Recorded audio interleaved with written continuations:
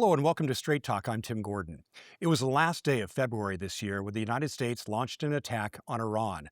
The Trump administration's early rationale, a preemptive move of self defense to eliminate an imminent threat and to neutralize what it claimed was Iran's advancing nuclear program, pitched as being a short term military action, one that would be over in a matter of weeks. 5.5 months later, the conflict continues, and the endgame, the outcome, and the timing for all of it remains unclear. Helping us understand all of this today is Josh Easton, professor of political science at Portland State University. Josh holds a PhD in political science from the University of Washington. His research examines the intersection of conflict, security, and political violence, and his work spans international relations, environmental politics, and security studies. Josh, thanks so much for joining us again today. Thank you, Tim. It's a pleasure to be back with you today. Thanks. Yeah, we had you on at the 2 week mark of this war. And at the time, you warned of what could happen here. Let's all take a listen. I think the important thing to keep in mind now is that this is not a simple military exchange similar to what took place last June, for example. Rather, this is something that has the potential to escalate into a much larger and broader war. You were certainly right about that in a number of ways. We've seen it happen. And in the process, 18 U.S. service members have been killed, more than 400 injured, and many, many more casualties on the Iranian side. Where do you see things right now, Josh? Well, fortunately, we haven't seen the type of escalation that I really feared early on, which is something that would, kind of explode into a regional conflagration. But what we have seen is exchange of attacks, and I would describe where we are now as sort of a strategic stalemate. The United States still possesses tremendous military capabilities, the ability to inflict a lot of pain on the Iranian population and infrastructure.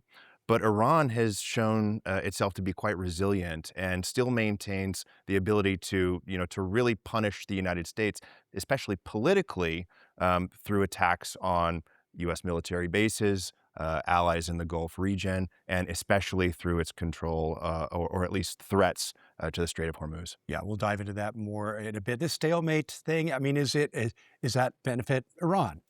Well, I would say yes and no. I mean, it benefits Iran to the extent that it increases the leverage that the Iranian government has over the United States and its ability to extract political concessions. Mhm. But at the same time, the Iranian economy is still very weak, and it's growing weaker by the day because the naval blockade that the United States has imposed, is having an effect. Yeah, for sure. Uh, as you look back at the 5 months since we talked, other than the fact that it didn't expand quite as fast as you thought, or it hasn't expanded as fast or as much, what surprised you? I would say probably what surprised me the most is the resilience of the Iranian government. I think one of the expectations early on was that intensive bombing campaign followed by, leadership decapitation of the Iranian regime, the death of the supreme leader, would lead the Iranians to capitulate. It hasn't done that, and what it does seem to have done is increase the power of especially the hardline factions within the Iranian government. Yeah. Uh, what do we know about Iran's nuclear capability today? Has this solved that problem, this war? Has it delayed it, or has it just made Iran more ready to get that and acquire that nuclear? Well, the nuclear question, I think, is one of the most important that still remain on the table. And if we're thinking about one thing, I mean, there are a few, but if we're thinking about one thing that could lead to a dramatic escalation of this conflict, I think that would be an Iranian attempt to move closer to a nuclear weapon.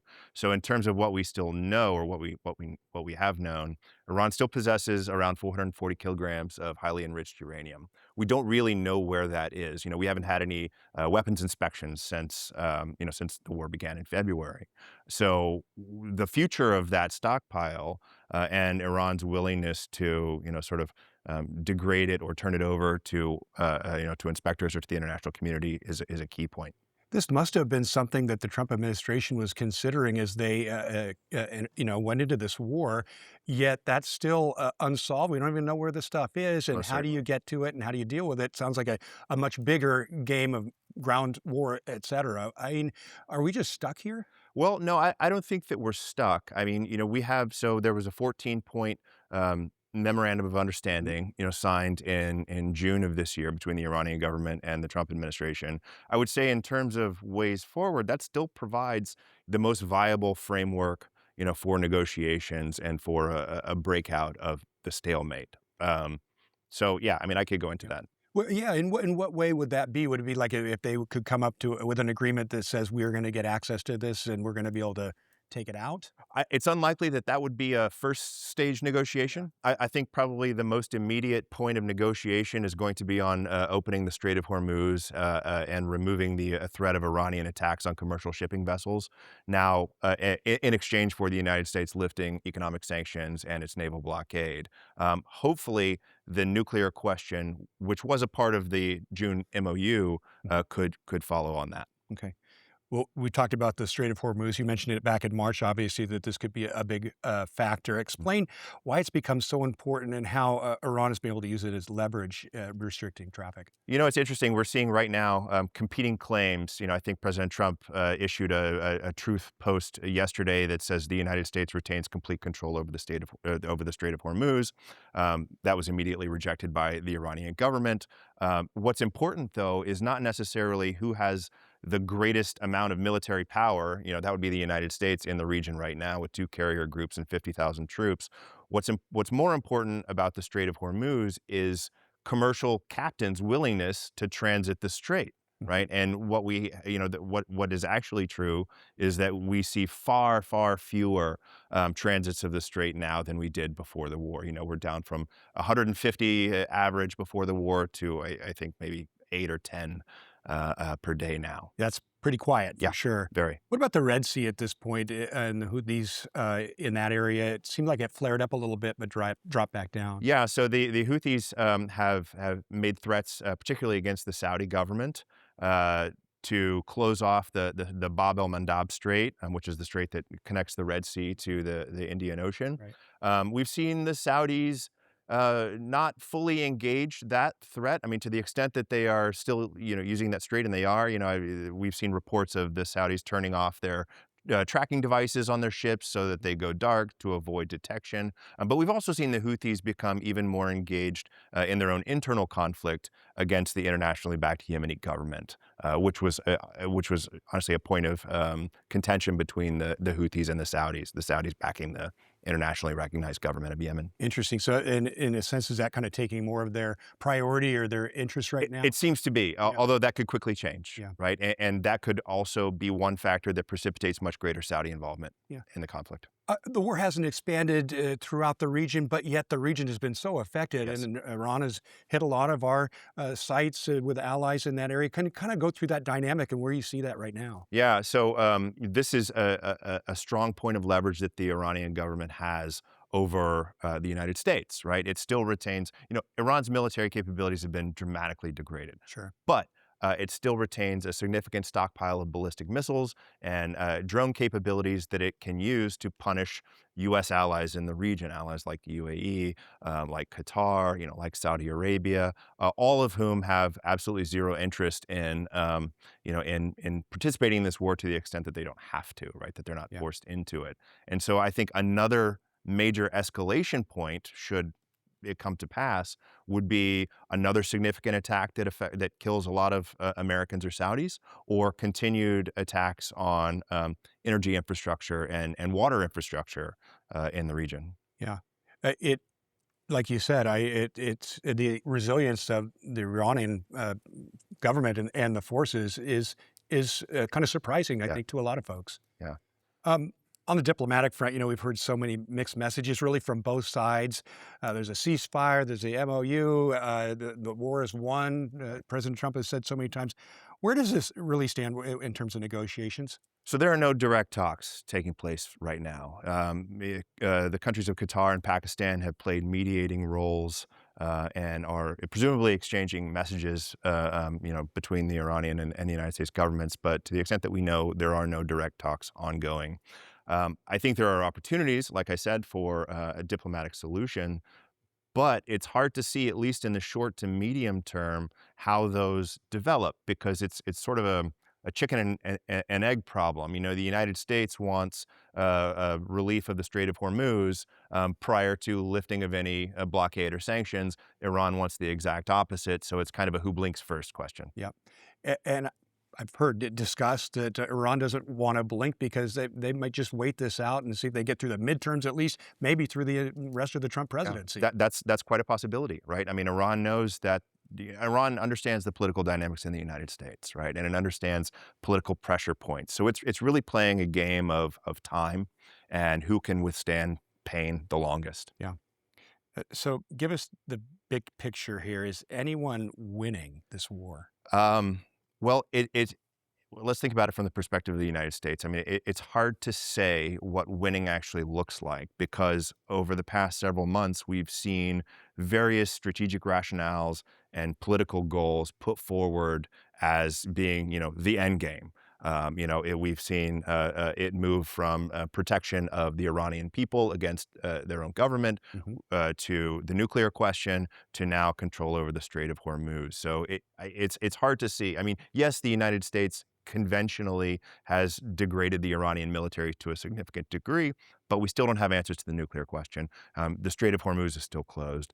Iranian proxy forces in Yemen, in Iraq, in Lebanon still retain military capacity. So it's hard to see how the United States has won anything, and it actually, I would say the position may be a bit weaker given Iran's newfound willingness to exert control over the strait. Yeah. But on the other side, Iran, it suffered major degradation to its infrastructure and military capabilities, and to its people. I mean, you've had thousands of Iranian civilians die, and major figures in the leadership as well. So no, I don't think there is a winner in this conflict right now. Yeah. I asked this 2 weeks into the war, and I'll ask you again. I mean, what at this point is the American appetite for this war? The polls are not good on it, and people certainly don't like higher prices. I think that's right. The polling is not good on this war. People don't like higher prices. People are suffering economically. We've seen attempts by both the House and the Senate to pull back the administration's ability to continue this war. We haven't seen an effort of the level or of the scope that could actually change the calculus of the administration, I don't think. But, we're facing down the midterms, and that could change. Yeah, it could. And we'll have Ron Wyden on, U.S. Senator from Oregon, in the next segment to talk a little bit about that as well, the congressional side of it. You told us early on that, wars are easier to start than they are to end. And you couldn't probably answer this question early on. I'm not sure you can now, but you can certainly take your best shot. How does this end, do you think? I think the most likely scenario is a tit for tat exchange of concessions.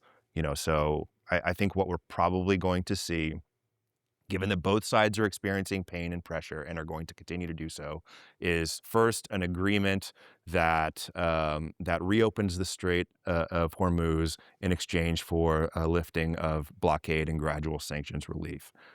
Where that takes us next is still an open question, but my hope would be that it leads to negotiations over Iran's nuclear enrichment capabilities and stockpile of enriched uranium. Yeah.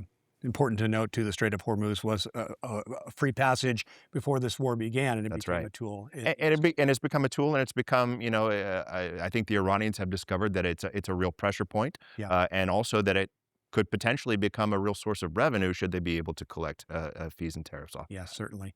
We have just a minute left. I'm out of questions, but I want to ask you, what are we missing here? What's your final thoughts? Well, I would say, this was a war of choice that the administration created. There were various justifications that have been put forward for why this war has happened.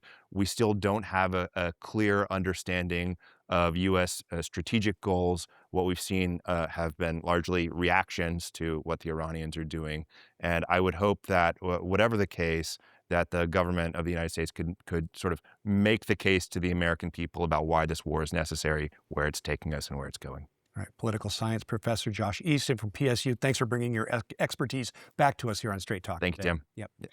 We're going to take a short break, but when we come back, checking in with Oregon Senator Ron Wyden on Iran and other topics as well. Stay with us.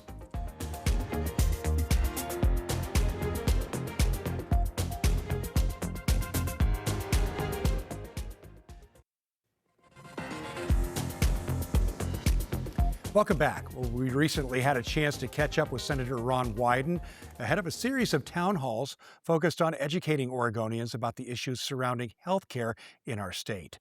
We also touched on everything from wildfire season to the Iran war, and we start with that. Take a listen.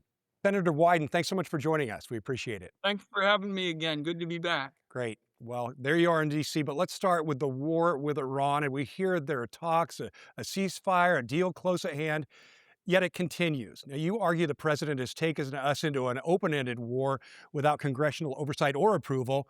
Where do things stand right now, in your view?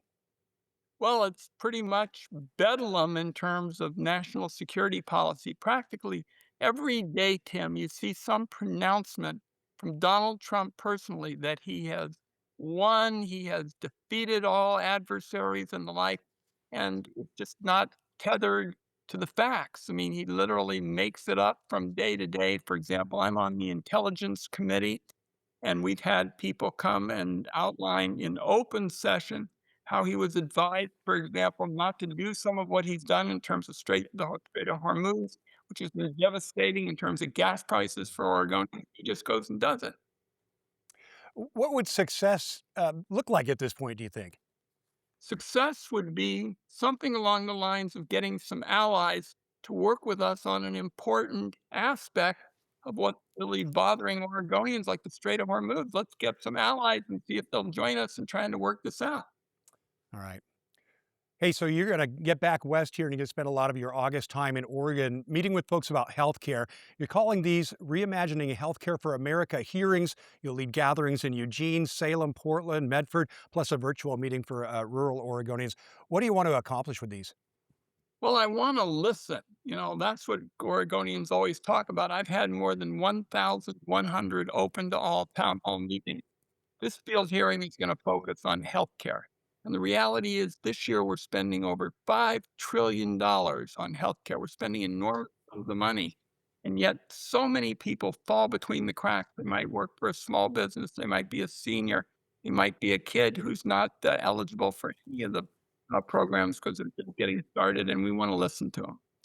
We know you're concerned about changes coming in 2027 that you say will hurt Oregonians. You blame Republicans, starting with Donald Trump. What's at risk here? Well, nearly 250,000 Oregonians would be at risk of losing their health insurance. Huge blow, and particularly these people that I mentioned falling between the cracks, like small business people. They didn't have a lot of leverage in the first place, and the billionaires get tax breaks. The small business people get crumbs. So, as ranking member of the Senate Finance Committee, you're also very involved in just working with our current economy. That includes the hits that just keep coming in terms of tariffs. You described the latest load of tariffs announced by the president as, quote, a blatant attempt to revive Trump's illegal global tariffs under a different name. Why did you say that, and what's it mean for Oregon? Well, tariffs for Oregonians are taxes, and particularly for small business people. And I've been very opposed to this whole Russian approach because this is going to give Trump an expanded opportunity to use tariffs. He had something like 80 tariffs here recently. And moving into the fall, I'm really worried about what it's going to do to gas prices and food prices and housing prices and shelter. He's using forced labor as a reason for these. Can you kind of explain that and what you think of that effort? Well, this is a scam. He's trying to invent new reasons to justify a very flawed policy. I mean, he is getting a hostile reaction to his policies again and again. He's got huge numbers of people who are expecting to get a tariff refund in Oregon, and he's dragging his feet. So what he does is try to invent something like, "Oh, well, we're all against forced labor. That's not right." But what he's really doing is trying to disguise his flawed tariff policy. And I just went to the floor of the Senate. We didn't get all the votes, but we got a growing number who are these tariffs of Trump's, the new ones, the 80 additional opportunities to tariff people are going to hit Oregon like an economic wrecking ball. We are a small business state, and people can get clobbered by these. So this is turning out to be a really difficult fire season. Oregon's worst on record in terms of acres burned, at more than 2 million already here in early August. You, Senator Merkley, and others are urging FEMA to be more responsive in several ways. What's lacking at the federal level and what needs to happen right now and going forward as well? Well, we've made a little bit of headway in the last few days in terms of getting the FEMA assistance, but Yeah. the game is really, Tim, all about better forest management. And recently, the head of the Forest Service came and testified to the committee and said that one of my reforms, what's called ending fire borrowing, so we don't waste prevention money, saved $12 billion. That's with a B. If we use those kinds of savings and put them into good forest management, then we could start making a longer term difference. What's your message to Oregonians who are really struggling right now about really particularly east of the Cascades?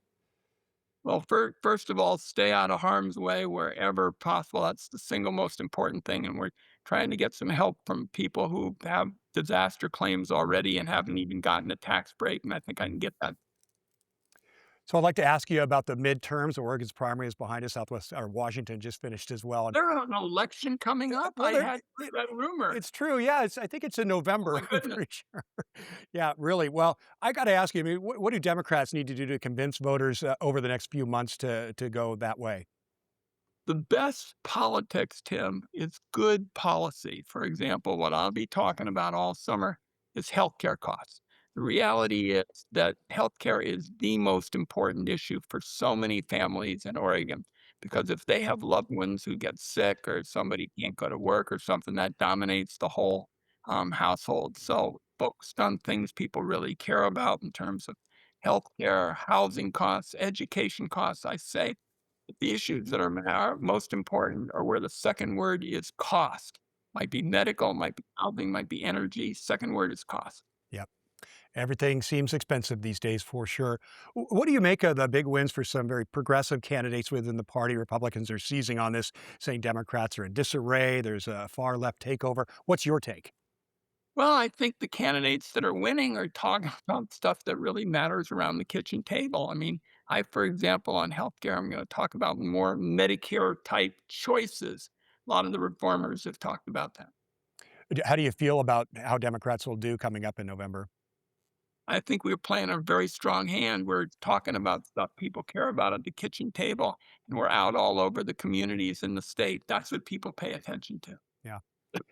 Well, look, before I let you go, I know you've been a big Trailblazers fan for decades. The franchise is a new owner and paying for a big Moda Center renovation is a contentious issue in the news right now.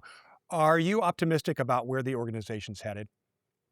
Well, first of all, this is a lot like a basketball game. You know, you have your ups and downs until you actually get it done. The reason Moda is so important is Moda is arguably the most globally identifiable piece of man made infrastructure in Portland.